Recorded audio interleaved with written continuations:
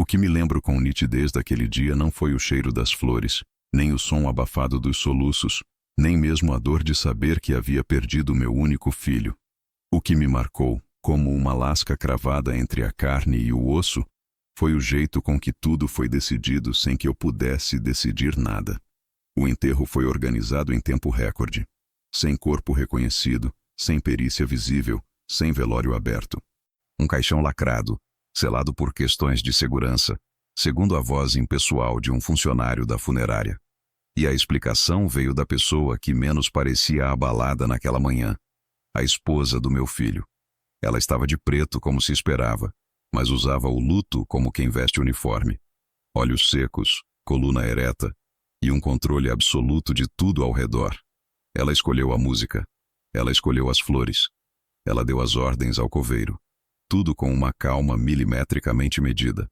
Enquanto isso, eu, o pai, mal sabia onde assinar. E ninguém estranhou, ninguém perguntou. Ninguém questionou o motivo de não podermos ver o rosto dele uma última vez. Foi um acidente grave. Ela repetiu a quem ousava perguntar, como se essa sentença fosse um escudo inquebrável. Não seria digno expor o corpo nesse estado.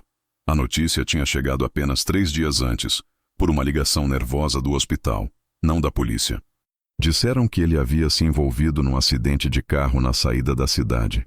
Colisão frontal, incêndio, reconhecimento feito por documentos e aliança. Achei estranho desde o início.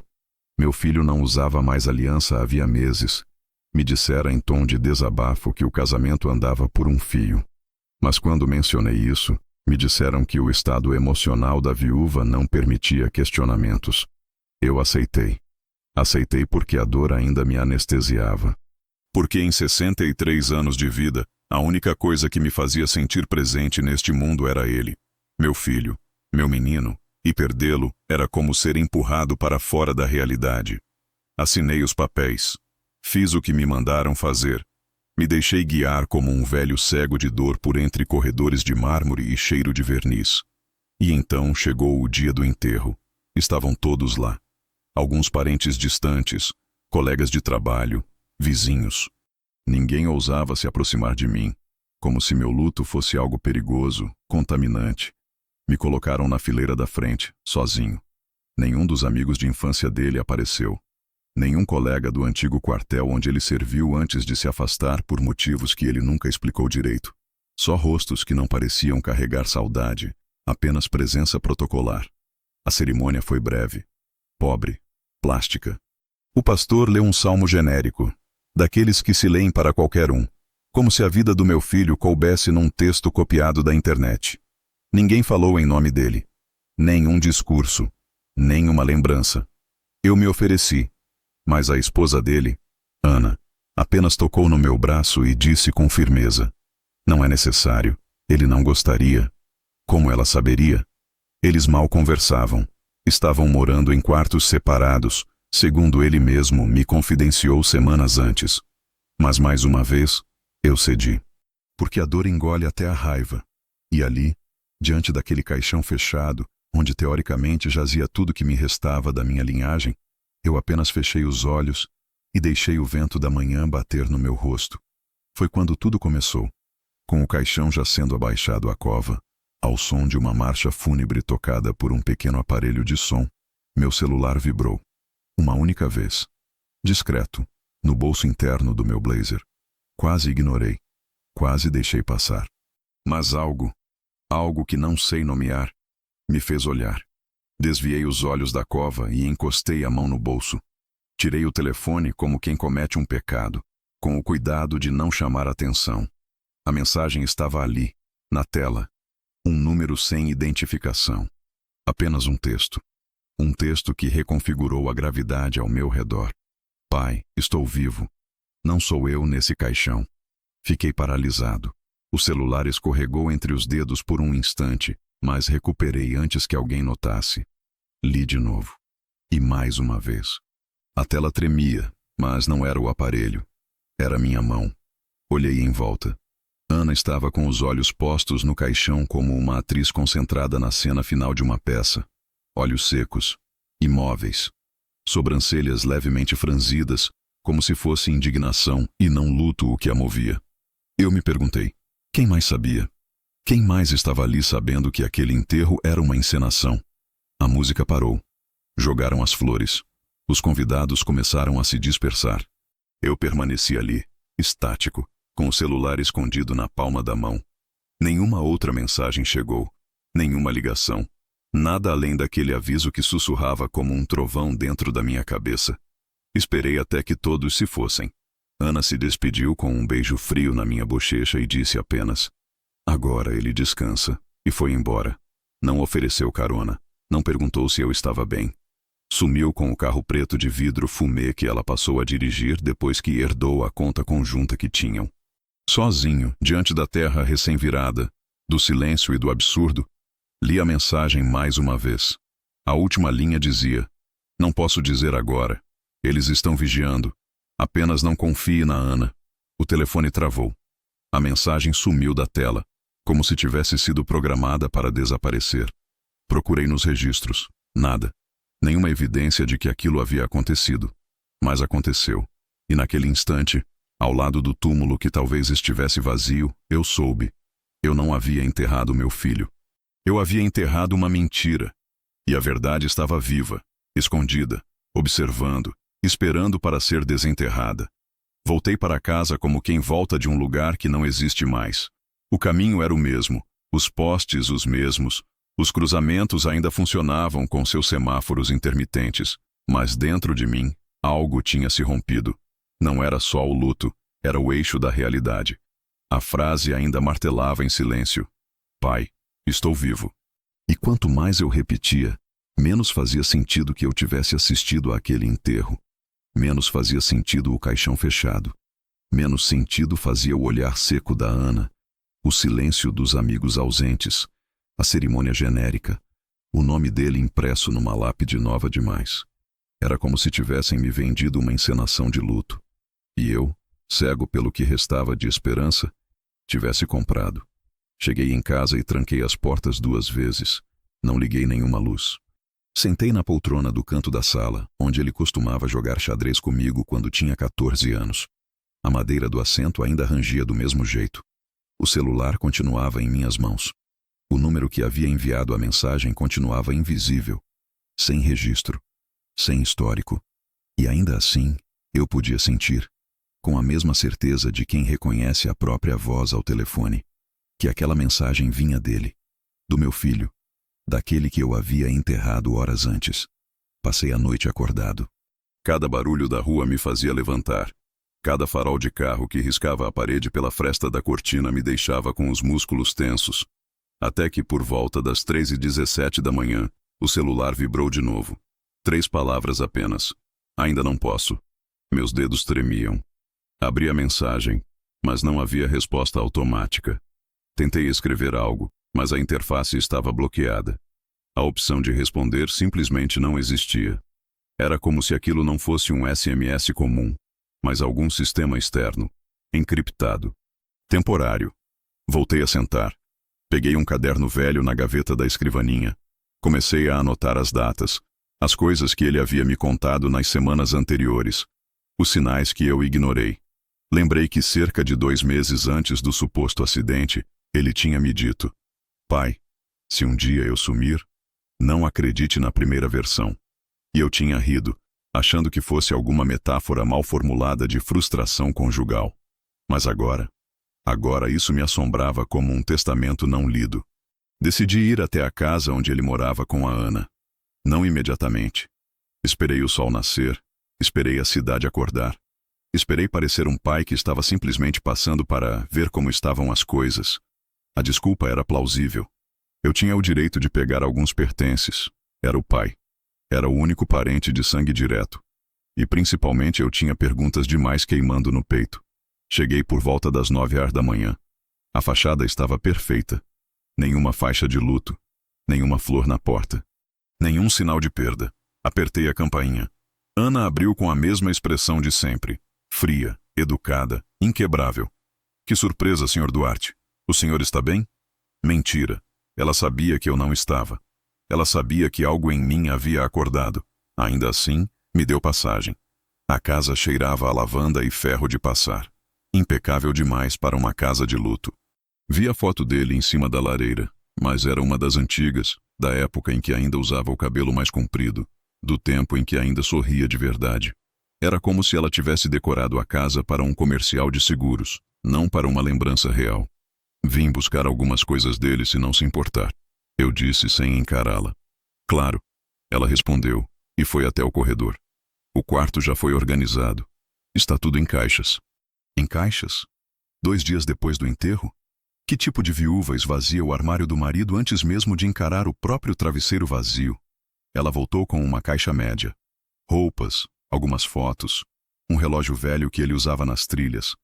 Mas não vi o notebook dele, nem o celular, nem os documentos. Perguntei pelos objetos. Estão com a seguradora para a perícia. Parte do processo. Coisas do acidente. Assenti. Fingi crer. Mas por dentro, algo arranhava. Fiquei ali por mais alguns minutos. Pedi um copo d'água. Ela foi até a cozinha. Foi aí que aproveitei para escorregar até o corredor, em direção ao antigo escritório dele. A porta estava trancada. Trancada com chave. Algo que ele jamais faria. Meu filho deixava tudo aberto. Sempre confiou demais em mim. E mesmo em tempos de crise com a esposa, ele me dizia: aqui em casa não tem segredo, pai. Só silêncio. Voltei para a sala antes que ela notasse. Bebi a água que trouxe. Disse que ia embora. E no momento exato em que toquei na maçaneta para sair, ela disse: ah, e pai, se precisar de qualquer coisa, me avise. A gente agora só tem um ao outro. Só tem um ao outro. A frase ressoou como uma ameaça disfarçada de empatia. Não respondi. Apenas saí. No carro, antes de ligar o motor, respirei fundo. E pela primeira vez em muito tempo, eu falei sozinho, em voz alta: onde você está, filho? E naquele exato momento, o celular vibrou de novo. Uma nova mensagem. 3 palavras. Eles estão perto. Eu não sabia mais o que era real. Mas sabia, com uma certeza que vinha de algum lugar que nem a morte podia tocar, que meu filho estava vivo. E que eu estava sendo observado. E mais do que nunca, eu precisava agir como se ainda acreditasse que ele estava morto. Naquela noite, voltei para casa e não acendi nenhuma luz. Deixei a porta encostada por 30 segundos, depois tranquei com 2 voltas na fechadura. Cada movimento meu parecia pesado, programado, como se meus braços já soubessem que dali em diante tudo teria que ser feito com uma precisão invisível. Eu estava em território inimigo e não sabia quantos olhos estavam virados para mim. Sentei à mesa com o celular na mão. O corpo tremia com um frio que não vinha da pele, mas de uma sensação antiga, ancestral, que só aparece quando o instinto grita: você não está sozinho. Li a última mensagem outra vez. Eles estão perto. Não havia remetente. Não havia histórico. Aquilo não era uma conversa. Era um código de sobrevivência. Olhei pela janela da cozinha, só com a cortina levemente entreaberta. Um carro preto estava estacionado a cerca de 30 metros, bem em frente à casa do vizinho aposentado. Nenhum movimento, nenhum som. Mas ali, parado demais, limpo demais, perfeito demais para parecer comum. Tentei parecer normal. Preparei um café, liguei o rádio em volume baixo. Abri um jornal antigo sobre a mesa. Fingir normalidade era agora minha única arma. Não podia correr para a polícia. Quem me enviaria mensagens de um sistema não rastreável provavelmente sabia que a polícia já estava comprometida ou que não poderia fazer nada. Não podia contar para vizinhos, amigos, nem mesmo para minha irmã. Qualquer reação brusca agora poderia ser percebida. E se o que meu filho disse era verdade, eles estavam vigiando. E se me vissem reagir, sumir, fugir, ou até mesmo demonstrar esperança, tudo poderia se perder. Então decidi seguir o único caminho que parecia seguro, o do silêncio. Passei os dias seguintes dentro de uma coreografia meticulosamente planejada. Pela manhã, ia até a padaria do bairro como sempre fazia. Comprava 2 pães, 1 litro de leite e voltava sorrindo, acenando para os conhecidos. À tarde, limpava o quintal, regava as plantas, lavava o carro. À noite, apagava todas as luzes por volta das 10 e esperava até que a cidade dormisse para deitar.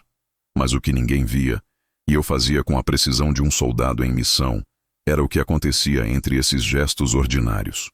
Na calada da noite, com uma lanterna de LED fraca presa com fita adesiva sob a mesa, comecei a separar documentos antigos, contas bancárias, registros do seguro de vida dele, conversas antigas impressas, prints que eu havia feito de e-mails estranhos recebidos pelo meu filho meses antes, mensagens curtas que ele tinha me mostrado com expressão preocupada dizendo: "Alguém está me testando, pai."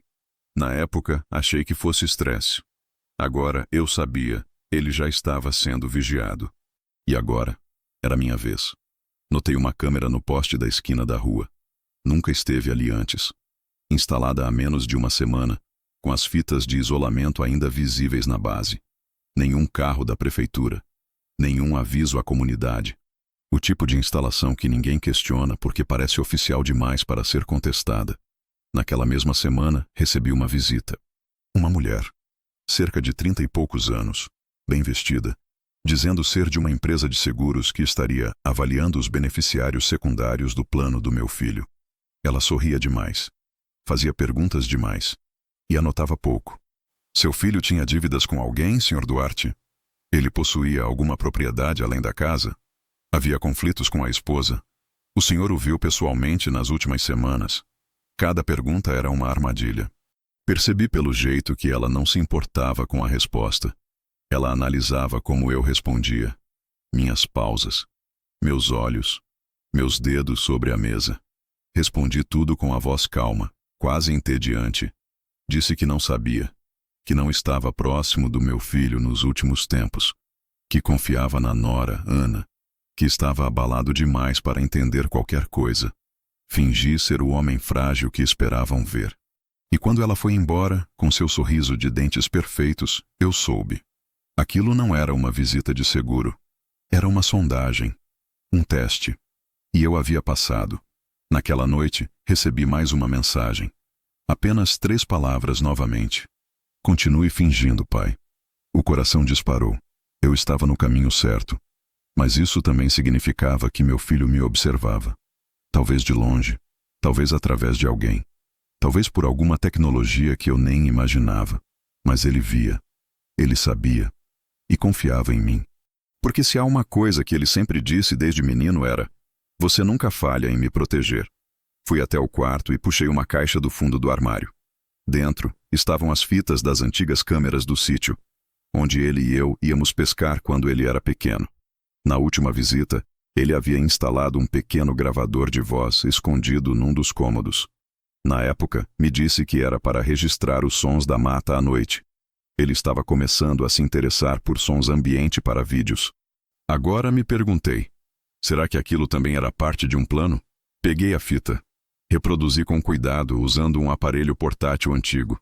Durante 20 minutos só havia som de grilos e vento. Mas aos 21:47 da gravação, uma voz sussurrou: "Se algo acontecer, papai, vá até a árvore grande atrás do galpão. Cuidado com Ana." Congelado, voltei à fita. Ouvi de novo. Era ele. Minha respiração travou por alguns segundos. Eu tinha um destino, um próximo passo. Mas eu também sabia que se eles me vissem indo até lá, tudo poderia acabar. Meu silêncio agora era mais do que uma tática. Era minha arma. E eu teria que usá-la até o fim. Durante os dias seguintes, a rotina fingida se manteve. Café na varanda pela manhã. Visitas rápidas à farmácia e à padaria. Cumprimentos discretos aos vizinhos. Mas cada gesto simples escondia um cálculo, um controle exato do que eu revelava ao mundo. E por dentro, as engrenagens da memória giravam sem parar. Comecei a repassar tudo o que havia acontecido desde que recebi a notícia da morte. Cada detalhe, cada frase, cada gesto. Era como tentar montar um quebra-cabeça com peças de outra imagem. Porque nada, absolutamente nada, encaixava de forma coerente. A cronologia era esburacada. A lógica, torta. E quanto mais eu pensava, mais percebia. Aceitar aquela morte foi um ato cego de desespero, não de certeza. Voltei àquela ligação do hospital. A voz que me atendeu não se apresentou. Não disse nome nem setor. Apenas disse: "Seu filho sofreu um acidente grave. Não resistiu. O corpo foi identificado por uma testemunha e documentos encontrados no local. Testemunha? Quem? Por que não fui chamado para o reconhecimento? Por que não me deram a opção? Na hora, essas perguntas ficaram sufocadas pela dor. Mas agora, elas gritavam. Lembrei de ter perguntado sobre o estado do corpo. Disseram que estava irreconhecível. Mas dias antes, quando fui assinar a liberação, me entregaram o relógio dele, sem um arranhão. O mesmo relógio que ele usava há anos, resistente, mas com uma pequena rachadura no vidro, resultado de uma queda em uma trilha que fizemos juntos. Eu me lembrava. Eu tinha visto aquela rachadura de perto, e no objeto que me entregaram, ela simplesmente não estava mais lá. O relógio era idêntico, mas não era o dele. Comecei a listar todas as incongruências. A pressa no sepultamento. A ausência de perícia oficial. O fato de que nenhuma autoridade me procurou. Todos os trâmites foram conduzidos exclusivamente por Ana, com autorização que eu nunca vi. A funerária nunca exigiu minha assinatura para nada, e como pai direto, isso era estranho. Eu só assinei documentos complementares, entregues por ela, já preenchidos. E confiei, porque era mais fácil do que questionar. Era mais suportável acreditar que meu filho estava morto do que admitir que eu poderia ter permitido que o matassem ou o fizessem desaparecer. No domingo seguinte, fui até a igreja onde ele costumava frequentar antes de se afastar da religião. Levei comigo uma desculpa simples. Queria encomendar uma missa em intenção dele. O padre me recebeu com a serenidade de sempre. Mas ao mencionar o nome do meu filho, percebi um leve desconforto em seu rosto. Sabe, ele esteve aqui 2 semanas antes do... Hesitou procurando a palavra. Do ocorrido. Esteve aqui? Perguntei, tentando soar apenas surpreso, não alarmado. Sim. Pediu para confessar. Disse que precisava se preparar para desaparecer. Achei que fosse metáfora. Muitos vêm aqui dizendo coisas parecidas. Mas agora... Ele baixou os olhos, depois concluiu sussurrando. Agora acho que ele sabia. Aquela frase me atingiu como um soco no peito. Preparei-se para desaparecer. Ele não tinha morrido. Ele havia sido apagado. Apagado por mãos que queriam controlar, ocultar, lucrar. E agora tudo indicava que a maior cúmplice disso era justamente quem dividia a cama com ele. Ana. Voltei para casa e sentei no chão do escritório. Espalhei todos os papéis diante de mim. Peguei uma folha em branco e escrevi 3 colunas. Antes do acidente, no dia do acidente, depois do acidente. Em cada coluna, fui preenchendo com datas, pessoas, palavras. Eventos que antes pareciam desconectados começaram a formar uma linha de costura sinistra. E no centro de tudo, como uma nódoa que ninguém via, estava ela. Comecei a investigar mais profundamente. Visitei o cartório que emitiu a certidão de óbito. O funcionário disse que o documento havia sido registrado por procuração, feita por Ana, validada com um papel assinado por mim. Mas eu nunca assinei nada. Pedi uma cópia. O papel estava lá. Meu nome, minha assinatura, falsa, grossa, mal feita, mas registrada como se fosse legítima. Voltei com a cópia nas mãos e pela primeira vez me permiti sentir algo próximo da raiva. Não era só a dúvida sobre o corpo. Não era só a falta de velório aberto. Era a falsificação. A tentativa de apagar minha autoridade como pai. Como se eu tivesse sido colocado de lado como um obstáculo incômodo. E então entendi. Talvez o caixão não tivesse sido fechado para esconder o corpo, mas para esconder a ausência dele. A ideia era simples. Se ninguém vê, ninguém contesta. Se ninguém contesta, tudo segue como se fosse verdade. E a verdade agora estava desaparecida. Naquela noite esperei a madrugada chegar. Dirigi até o cemitério. Estacionei a 3 quadras, desci a pé. Levei comigo apenas uma lanterna pequena, silenciosa. Não pulei o portão. Conhecia o zelador, tinha o número dele salvo, ele devia um favor antigo. Liguei e disse apenas: preciso de 15 minutos, sem perguntas, sem câmeras. Ele não respondeu, só desligou. E quando cheguei, o portão estava entreaberto. Caminhei até o túmulo. O chão ainda era fresco, a grama mal plantada. A lápide brilhava com um verniz novo, falso, como uma moldura de mentira. Fiquei parado ali por quase meia hora. Sem falar, sem me mover. apenas olhando. E foi então que outra mensagem chegou. O corpo nunca chegou ao cemitério, pai. Acordei dentro de uma ambulância vazia. Desde então, estou correndo. Era ele. Era real. Não havia mais espaço para dúvida. A pergunta agora era: quem estava naquele caixão? E por que Ana queria tanto que eu nunca descobrisse? A mensagem ficou ali, na tela do celular, como um sussurro congelado. O corpo nunca chegou ao cemitério, pai. Acordei dentro de uma ambulância vazia. Desde então estou correndo. Li e reli até a luz da bateria piscar vermelha. E mesmo assim, não consegui apertar o botão para desligar. Eu já sabia, no fundo, que aquilo não era um delírio. Mas agora era oficial. Meu filho estava vivo, em fuga, e havia enterrado junto com o próprio nome toda a segurança que um dia achou que tinha. 3 dias se passaram sem novas mensagens. Eu mantive a rotina. Continuei vivendo como um homem em luto. Compras rápidas, passos arrastados, olhos cansados. Mas por dentro, meu coração batia como o de alguém que carregava dinamite dentro do peito. A qualquer momento, algo poderia explodir. Uma ligação, uma visita, um erro de movimento. Tudo era risco. No quarto dia, às 2h34 da manhã, o celular vibrou. Sem som, sem nome, apenas uma frase, curta. Parque das Mangueiras, atrás da estátua. 3 horas. Nada mais. Nenhuma saudação, nenhum aviso. E ainda assim, era ele. Eu sabia. Peguei o casaco, saí em silêncio, desliguei a luz da varanda só depois de já estar dentro do carro para manter o padrão. O Parque das Mangueiras ficava a 20 minutos dali. Pequeno, velho, meio esquecido pela prefeitura. Mas tinha uma entrada lateral sem câmeras, e foi por ali que entrei. O lugar estava deserto, o tipo de vazio que não é tranquilo, mas ensurdecedor.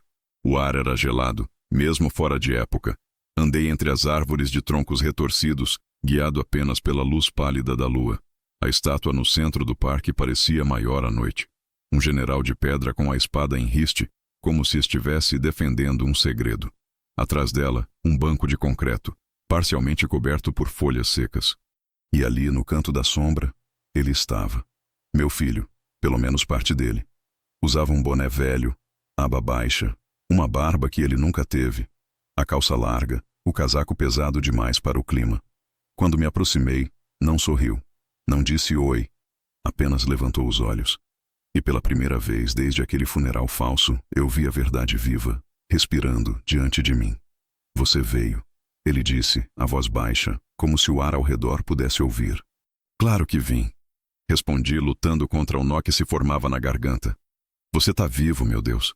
Não alto. Ele cortou, olhando ao redor. Não diga nada em voz alta. Sentei ao lado dele, mas não o abracei. Ele parecia um animal ferido.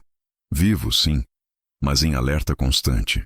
Seus olhos estavam marcados, como se não dormisse há dias. Seus dedos tremiam levemente. Havia sangue seco na costura da manga do casaco. E mesmo assim, ele parecia calmo. Como se já tivesse aceitado estar no centro de algo que não podia mais controlar. O que aconteceu? Sussurrei. Me fala. Tudo. Ele respirou fundo. Olhou ao redor mais uma vez. E começou. Era para ser uma reunião. Um encontro com 2 caras do setor jurídico da empresa. O carro chegou me buscando. O motorista me chamou pelo nome. Eu entrei. Pausa. Mas não fomos pro escritório. Entramos num desvio. Quando questionei, ele só disse: mudança de local. Minutos depois, senti algo estranho no ar. O cheiro, a sensação. Tentei abrir a porta, trancada. Ele me disse que era por segurança, que o bairro era perigoso. E então, tudo apagou. Eu escutava, mas sentia que meu corpo começava a congelar.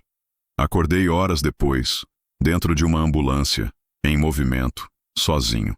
Ainda com a roupa de trabalho, sem celular, sem documentos, com um curativo fresco na cabeça e a janela fechada com fita. Quando consegui abrir a porta dos fundos, estava numa estrada secundária, no meio do nada. Pulei. Corri até meus pés sangrarem, e desde então, eu não existo mais. Fechei os olhos. Respirei com dificuldade. Ele continuou. Eles armaram minha morte, pai. Tudo. Desde a rota falsa até o caixão. O corpo, eu não sei quem era. Mas não era eu. E Ana. Ana. Repeti como se o nome tivesse gosto ruim. Ela está envolvida. Tenho certeza. Talvez não diretamente, mas ela sabia. Ela ajudou a convencer as autoridades. Ela autorizou o enterro. Ela acessou meus dados bancários. E agora? Agora ela finge luto. Completei. Ele assentiu. Os olhos marejados. Não de choro, mas de frustração contida. Eu consegui roubar um celular temporário. É com ele que tenho falado com você. Mas não vai durar. Eles rastreiam tudo. Eu só queria que você soubesse que eu não fui embora. Que eu não desisti. Eu nunca acreditei que você desistiria. Respondi, olhando para ele como quando era criança. Escondido debaixo da escada depois de quebrar uma vidraça. O silêncio durou alguns segundos. Depois, ele tirou algo do bolso interno do casaco. Um pendrive pequeno, enferrujado nas bordas. Colocou na minha mão. Aqui tem tudo o que consegui salvar antes de sumir. Registros de movimentações estranhas. Mensagens cifradas. Áudios. Relatórios internos. A empresa estava envolvida com algo pesado. Eu descobri mais do que devia. Você é o único em quem confio agora. Guarde isso. E você? Perguntei. Vai para onde? Eu ainda não sei. Talvez não possa ficar na cidade. Talvez nunca mais. Mas se eu sumir de novo, não tente me procurar. Proteja isso. É maior do que nós dois. Eu quis dizer que não era. Que nada era maior do que um pai e um filho tentando sobreviver juntos. Mas não havia tempo. Um barulho distante cortou a madrugada. O ronco de um motor baixo encostando ao longe. Ele levantou de um pulo. Vão fazer varredura. Eu tenho que ir. Espera. Tentei segurar seu braço. Só mais um segundo. Mas ele já estava correndo. Sumindo entre as árvores. Fiquei ali, sentado, com o pendrive na mão, sentindo o suor frio escorrer pelas costas. Pela primeira vez desde o enterro, o choro veio. Não de dor, mas de fúria. Porque agora eu sabia. Aquilo não era só uma conspiração. Era um assassinato simbólico. Mataram o nome do meu filho. Mataram seu CPF, sua identidade, seu lugar no mundo. Mas não conseguiram matá-lo. E agora, eu era o guardião da única prova de que ele ainda existia. Voltei do parque sem olhar para os lados. Entrei em casa como um homem cansado da missa de sétimo dia. Era esse o personagem que eu precisava continuar sendo. O pai enlutado, resignado, apagado. A mão tremia ao girar a chave. Não pelo medo de ser seguido, mas pelo que agora eu carregava no bolso do casaco. O pendrive que poderia destruir tudo, inclusive nós dois. Fui direto para o velho escritório nos fundos da casa. A luz da lâmpada era fraca, amarelada, e rangia como se protestasse por ser acesa depois de tanto tempo. A poeira sobre o teclado do meu computador antigo denunciava que ali nada de relevante acontecia há meses, até agora. Sentei na cadeira giratória que afundava com meu peso e conectei o pendrive com a delicadeza de quem acende um pavio. A pasta principal não tinha nome. Dentro dela, 3 subpastas numeradas: 001, 0002, 003. Sem explicações, sem instruções. A primeira estava cheia de PDFs, relatórios, contratos, laudos médicos, todos com o logotipo da empresa onde meu filho trabalhava. Uma empresa de tecnologia aplicada à análise de dados governamentais. Lembrei que ele nunca gostava de falar muito sobre o que fazia. Dizia que era trabalho burocrático, mas sempre desviava quando eu perguntava demais. Abri um dos PDFs ao acaso. Título: Protocolos de substituição identitária em ações de emergência. O conteúdo era técnico, cheio de termos que mal entendi, mas uma frase me gelou. Testes realizados indicam que a simulação completa de identidade digital, com apoio de agentes internos e validação de certificados de óbito, pode ser realizada em até 72 horas com eficácia superior a 89%. Simulação, substituição, certidão de óbito. 72 horas. O enterro do meu filho foi marcado 2 dias e meio após o suposto acidente. Voltei ao diretório e abri a pasta 002. Essa continha áudios, curta duração. Alguns eram conversas gravadas no que parecia ser uma sala de reunião. Vozes masculinas e femininas, formalidade forçada. Ouvi trechos picados, mas uma voz repetia: ele está fazendo perguntas demais. Depois outra: já temos um cenário viável. O reconhecimento será fechado. Ninguém questiona caixão lacrado. Por um momento, achei que meu coração fosse parar. Abri o último arquivo da pasta. Era um áudio de voz dele. A voz do meu filho. Grave, mas trêmula. Ele havia gravado para mim um testamento. Pai, se você está ouvindo isso, é porque eu consegui fugir, por enquanto. Eu tentei fazer a coisa certa. Eu tentei denunciar. Mas eles são grandes. São muitos. Não é só a empresa. É o sistema. Eles apagaram gente antes. Pessoas que sabiam demais, que não aceitaram as ordens. E eu entrei fundo demais. E então vieram os avisos. Depois os acidentes que não aconteceram por acaso. Depois, a ambulância. E então, eu acordei e soube. Era isso. Eu era o próximo a morrer sem morrer. Eles querem me morto, pai. Não no corpo, no papel, na existência. Eles acham que isso me destrói.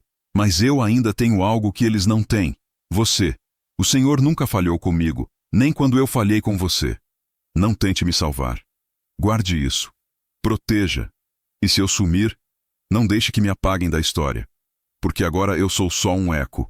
Mas um eco pode virar terremoto se for ouvido pelas pessoas certas. Eu pausei a gravação e fechei os olhos. Respirei fundo, mas havia mais. Na pasta 003 encontrei imagens, fotos de documentos, cartões, extratos, mapas com rotas marcadas. E no meio de tudo, uma planilha nomeada Alvos Potenciais.tix.lsx. Abri. Era uma lista. Nomes, cargos, datas. Algumas células estavam marcadas como em andamento, outras como encerrado. E lá, entre os nomes, o dele. Meu filho, sinalizado como concluído. E ao lado, a data do enterro. Eles não sabiam que ele ainda estava vivo. A ficha caiu de forma brutal. Alguém dentro da própria empresa comandava um sistema de desaparecimento institucional.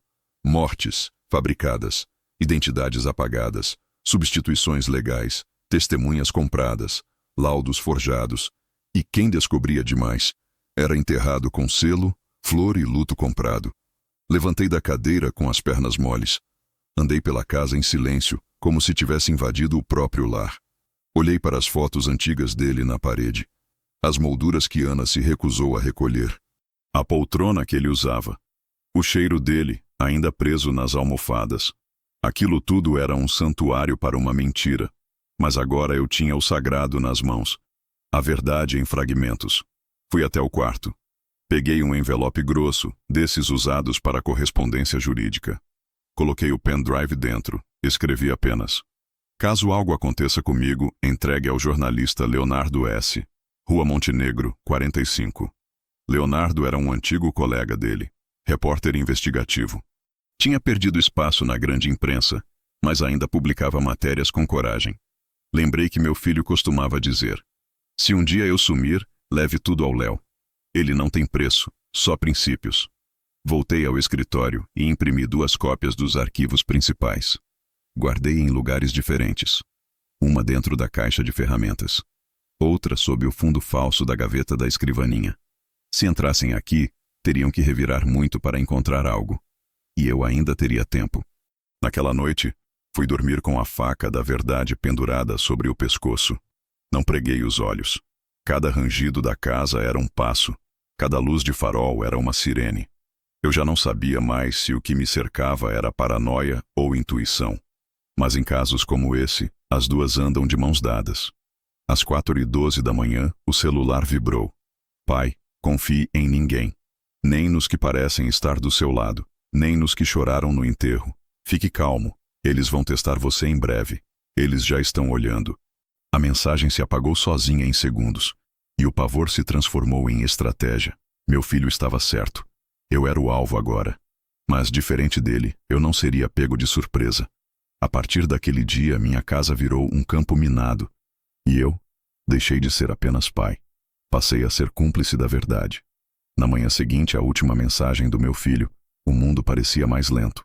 Cada carro que passava, cada vizinho que varria a calçada, cada pombo que voava para o fio de luz, tudo parecia estar envolvido num tipo de encenação, como se eu estivesse vivendo dentro de uma peça. e o roteiro fosse escrito por mãos invisíveis. Nada me parecia natural. Nem o céu limpo, nem a brisa amena de setembro, nem o cheiro de pão vindo da padaria da esquina. Era como se o mundo soubesse que algo estava prestes a acontecer. Menos eu. Por volta das 10 horas, ouvi o som de pneus parando devagar diante da minha casa. Não era o correio, não era vizinho. O motor desligou e por alguns segundos houve silêncio. Depois, 3 toques na porta. Calmos, ritmados, sem hesitação. Abri. Era ela. Ana. Vestida com uma blusa bege e um lenço discreto no pescoço como se tivesse vindo de uma missa. O cabelo preso, maquiagem leve. O tipo de imagem que a imprensa adoraria mostrar se houvesse uma reportagem sobre viúvas exemplares. Mas não era luto o que ela carregava. Era cálculo. Bom dia, Sr. Duarte. Ela disse com suavidade forçada. Desculpe vir sem avisar, mas achei que devíamos conversar. Fingi surpresa. Fingi desconforto. Fingi ser o homem frágil e cansado que ela ainda esperava encontrar. E por isso mesmo, deixei que entrasse. Fui até a cozinha, fiz café. Servi em 2 xícaras. Ela agradeceu com um aceno mínimo. Sentou-se no sofá com uma postura impecável. Costas retas, joelhos juntos, mãos cruzadas no colo. Uma mulher em total controle. Eu estou tentando seguir em frente. Ela começou, olhando para as paredes como se decorasse a casa para lembrar onde estava. Mas certas pendências precisam ser resolvidas. Silêncio. Que tipo de pendência? Perguntei, olhando fixamente para a xícara. Ela inclinou o rosto, como quem tenta medir a temperatura do meu olhar. A questão da herança, por exemplo. E então sorriu. Eu não sei se você sabe, mas o seguro de vida do Daniel estava em revisão. A empresa não liberou tudo. Alegaram incongruência nos dados, uma falha no sistema, algo com a data da certidão de óbito. Meu estômago virou. Isso é um problema, murmurei. Sim, ela respondeu, quase com prazer. Mas por sorte, eles disseram que com uma declaração sua, reconhecendo que Daniel estava de fato ausente desde o dia do acidente, talvez consigamos agilizar o processo. Só uma assinatura. Um documento simples. Eu me mantive imóvel. Ela estava sondando, jogando verde para colher podre. E eu percebia, a cada palavra que saía da boca dela, que o jogo havia mudado. Ela não queria apenas dinheiro. Ela queria apagar qualquer chance de retorno dele, de contestação, de reaparecimento. Ela queria que eu assinasse a sentença de morte oficial do meu filho, mesmo que ele estivesse vivo. Pode deixar os papéis comigo. Respondi com a voz mais baixa que consegui. Eu vou analisar. Ela não esperava por isso. Esperava fragilidade. Esperava desespero. Esperava obediência. Mas viu contenção. E começou a observar mais de perto. O senhor está diferente, ela disse, após um gole de café. Mas sereno. A morte faz isso com a gente, retruquei, sem mexer um músculo do rosto. Ela sorriu. Mas os olhos, mesmo que maquiados, traíram. Ela duvidava. E ali, por uma fração de segundo, eu vi a máscara rachar. Eu tenho tido sonhos estranhos, continuou. Sonhos com o Daniel. Como se ele ainda estivesse aqui. Como se estivesse observando. Sonhos costumam ser reflexos da culpa, respondi seco. A frase atravessou o ar como um estilete. Ela parou de sorrir. A mão que segurava a xícara tremeu levemente, mas recuperou o controle. É possível, disse, levantando-se. Bom, não vou tomar mais seu tempo. Os papéis estão aqui. Quando assinar, posso passar a recolhê-los. Entregou um envelope branco, grosso, assinado por uma firma de advocacia que eu não conhecia. Antes que eu dissesse qualquer coisa, já caminhava até a porta. Mas antes de sair, virou-se. E foi ali que, pela primeira vez, deixou de fingir. É engraçado, Sr. Duarte. Às vezes, o silêncio de certas pessoas denuncia mais do que gritos. E o senhor tem estado muito silencioso, não é? Silêncio é respeito, Ana. Respondi com firmeza. Coisa que você parece não conhecer. Ela sorriu. Mas não era mais o sorriso doce. Era um sorriso gelado. De predador. Cuidado com o que você insinua. Há pessoas ouvindo sempre. E então, saiu. Sem bater a porta. Sem olhar para trás. Fiquei ali, parado. o envelope ainda em minha mão. Esperei 5 minutos. Depois, com cuidado, abri. Dentro havia mais do que eu esperava. Documentos, sim, mas também uma carta escrita à mão, assinada por ela. Sr. Duarte, sei que não é idiota. Sei que você percebeu que algo está errado, mas saiba, se você atrapalhar, vai cair junto. Não mexa em vesperos que você não entende. Assine. Deixe isso para trás. Para o seu próprio bem. O sangue sumiu do meu rosto. Sentei devagar. E pela primeira vez, percebi que ela não estava apenas encobrindo algo. Ela comandava parte do teatro. A máscara havia caído. E por trás dela, havia alguém muito mais perigosa do que eu imaginava. Depois que Ana saiu, a casa parecia outra. O ar ficou mais espesso, como se suas palavras ainda estivessem ali, flutuando entre as cortinas e os cantos. Recolhi o envelope que ela deixara sobre a mesa. Coloquei dentro de uma pasta plástica e o escondi no fundo do armário da lavanderia, sob um velho cesto de roupas que eu mantinha ali só para encobrir coisas importantes desde os tempos em que Daniel era criança. Era onde eu escondia seus presentes de aniversário. Agora, escondia a prova de que sua própria esposa estava envolvida na tentativa de apagá-lo do mundo. Sentei no sofá, as mãos entrelaçadas, os olhos fixos no nada. Eu sabia que havia cruzado uma linha invisível. Antes, eu era apenas um homem em luto fingido, tentando juntar pedaços de uma verdade fragmentada. Agora, eu era uma ameaça. Ela sabia. E não ia esperar. O que me protegia até ali era a aparência de fragilidade. Mas isso estava por um fio. Naquela mesma tarde comecei a ligar pontos. Não com alarde. Não em busca de vingança. Ainda não. O que eu queria era clareza. E para obtê-la, eu precisava de olhos. E de vozes. Mas não as oficiais. As de dentro. Os invisíveis. Peguei o celular antigo que usava apenas para jogar sudoku e que nunca conectei à internet. Abri a agenda. Um número ainda estava salvo ali, sem nome. Apenas 3 letras. Léo. Leonardo S. O repórter. O amigo de Daniel. Um homem que nunca se vendeu mesmo quando isso significou perder contratos, prestígio, estabilidade. Liguei. Chamou 4 vezes. Na quinta, atendeu. Alô? Leonardo. Aqui é o pai do Daniel. Silêncio. Senhor Duarte, eu sinto muito. Eu estive no enterro, mas ele está vivo. Silêncio. Eu não entendi. Eu também não entendi no começo. Mas agora eu sei. E tenho o que você precisa. Provas, dados, vozes, áudios, fotos. E Ana. Ela faz parte. Houve mais silêncio, como se do outro lado da linha alguém estivesse contendo a respiração. Onde nos encontramos? Marcamos num estacionamento antigo, desativado, próximo à rodoviária. Cheguei primeiro.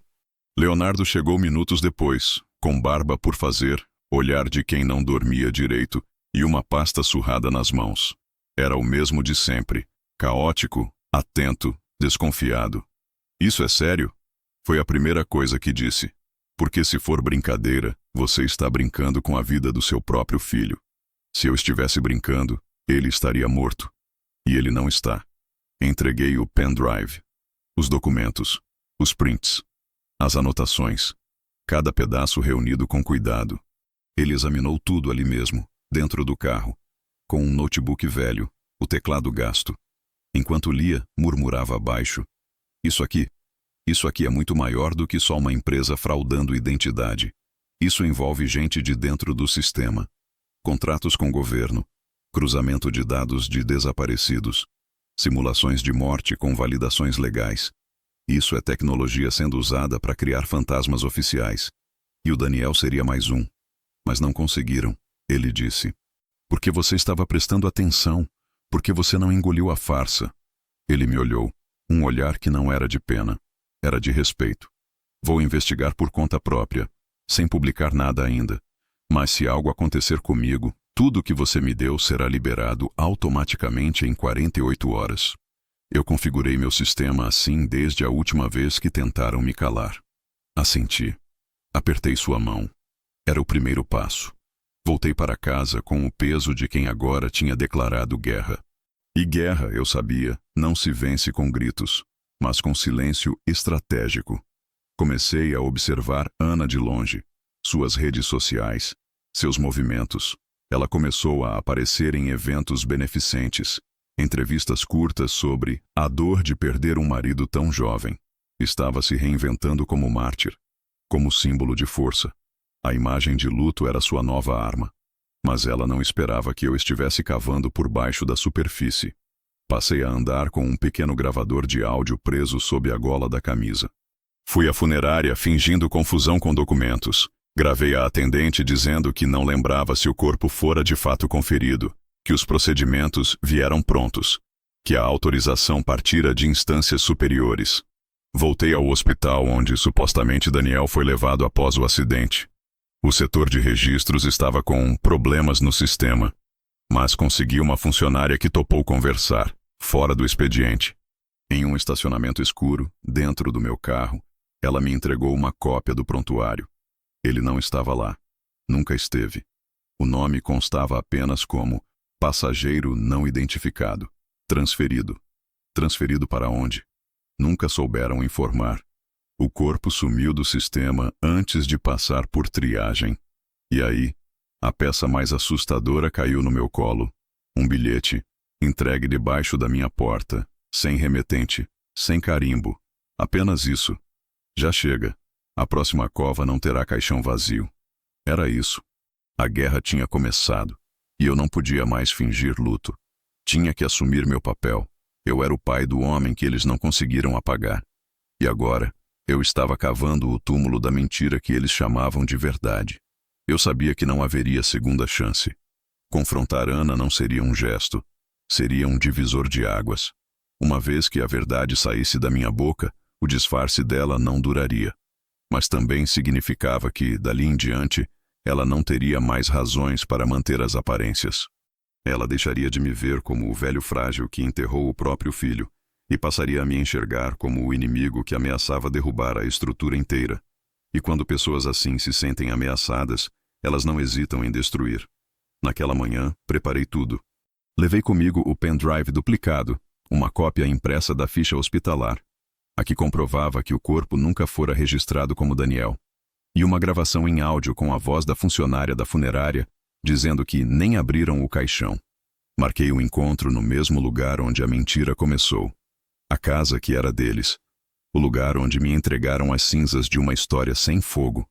A casa onde Ana construiu o santuário do desaparecimento, cercado de fotos, luto e teatro. Liguei. Disse que precisava conversar pessoalmente. Disse que havia lembrado de algo sobre o seguro. Ela topou de imediato. Confiança demais para quem esconde tanto. Cheguei 10 minutos antes da hora marcada. Observei de longe. Ela ainda não havia chegado. A fachada continuava a mesma, jardineiras cuidadas, cortinas limpas, silêncio absoluto. Tudo muito limpo, muito arrumado, como sempre foi. Mas agora, eu sabia que por trás de cada detalhe havia camadas de intenção. Quando ela estacionou, saiu do carro com o mesmo olhar de sempre. Cordial, sóbrio, quase gentil. Usava preto outra vez. Parecia gostar do papel de viúva silenciosa. Sr. Duarte, disse fechando o portão com um clique. Que bom que veio. Também acho, respondi. Mas hoje vamos inverter os papéis. Eu falo, você escuta. Ela hesitou. A primeira fissura surgiu ali. Seus olhos por um segundo revelaram que não gostava de perder o controle da narrativa. Entramos. Sentei no sofá. Ela ficou de pé, próxima à estante. Postura de quem prepara a defesa antes mesmo da acusação. Tirei o primeiro documento da pasta e o coloquei sobre a mesa de centro. O prontuário hospitalar. O corpo do Daniel nunca entrou no hospital. Esse é o registro oficial. Ela nem piscou. Não entendo do que está falando. Entende sim. Você entregou um corpo sem perícia, sem laudo, sem identidade validada. Enterrou uma mentira, literalmente. Silêncio. E agora? Continuei. Está pressionando para que eu assine um documento confirmando algo que você sabe que nunca aconteceu. Porque sabe que ele está vivo. E tem medo do que isso vai significar. Ela cruzou os braços. Senhor Duarte, eu entendo o seu luto, mas isso passou dos limites. Eu tentei ser paciente, mas o senhor está criando fantasias. Isso pode ser perigoso. Perigoso, repeti rindo amargo. Sabe o que é perigoso? Receber bilhetes anônimos dizendo que minha cova será a próxima. Isso é perigoso. Sabe o que mais? Gravar sua voz dizendo que certas pessoas falam demais e que um silêncio bem pago vale mais que um caixão aberto. Tirei o celular e apertei o play. O áudio soou claro no cômodo. Se ele continuar perguntando, vou precisar tomar providências. O velho é mais esperto do que parece. Ela arregalou os olhos. Pela primeira vez, vi o que se escondia por trás da frieza. Raiva. Não surpresa. Raiva. Onde você conseguiu isso? Disse com a voz mais grave do que nunca.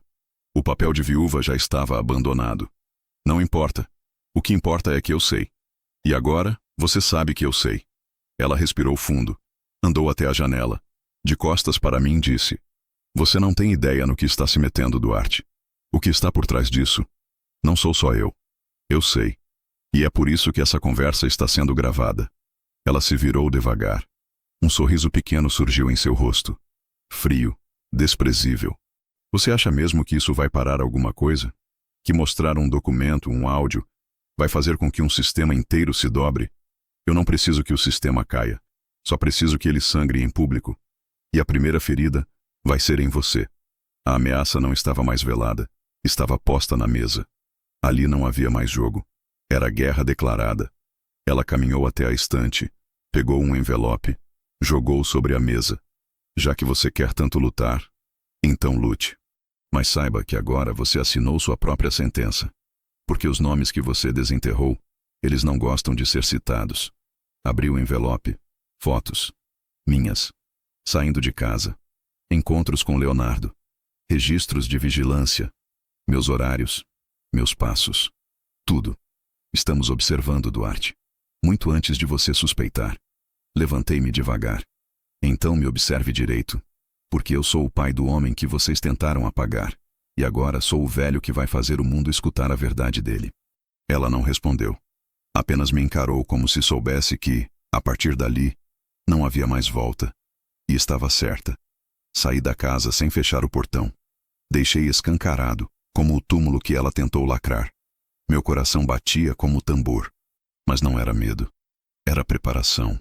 Porque a farsa não podia mais ser mantida. E o tempo deles estava acabando.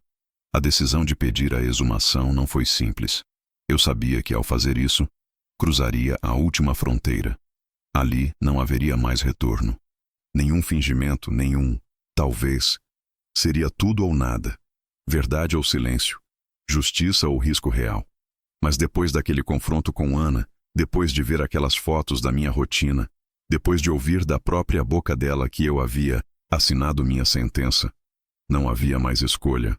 Ou eu cavava aquele túmulo, ou eles cavavam o meu. Reuni o que precisava, os documentos, o áudio, o relatório hospitalar. Levei tudo ao promotor da cidade vizinha, um homem chamado Costa, conhecido por sua honestidade quase obsessiva. Não fui ao fórum da minha própria cidade. Não confiava mais em nada ali. Costa me ouviu por quase 1 hora em silêncio absoluto. Quando terminei, abriu uma gaveta, pegou um maço de papéis e disse apenas: "Você tem coragem, Sr. Duarte. Vai precisar de mais." Na semana seguinte, recebi a autorização judicial para a exumação do corpo enterrado como sendo o de Daniel Duarte. A notícia vazou antes mesmo que eu pudesse contar a alguém. A imprensa local soube, e como era de se esperar, Ana também.